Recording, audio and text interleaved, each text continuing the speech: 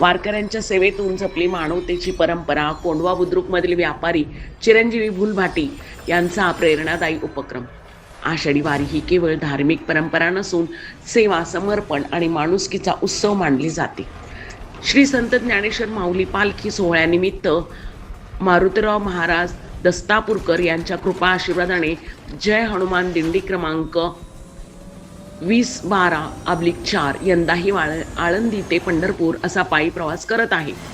परभणीहून आळंदी मार्गे पंढरपुराकडे निघालेली ही दिंडी गेली अनेक वर्ष अखंडपणे वारीची परंपरा जपत आहे.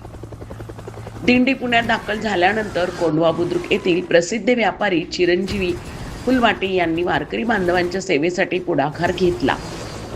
वारकऱ्यांसाठी भोजन, पिण्याचे पाणी व इतर आवश्यक सुविधा उपलब्ध करून देत त्यांनी वारकऱ्यांची सेवा हीच विठ्ठलाची सेवा हा संदेश कृतीतून दिला. आजच्या धक्काधक्कीच्या जीवनात निस्वार्थ भावनेने केलेली अशी सेवा समाजासाठी प्रेरणादायी ठरत आहे. वारकऱ्यांच्या चेहऱ्यावरचे समाधान आणि त्यांच्या आशीर्वादातून या सेवेचे खरे मोल अधोरेखित होते.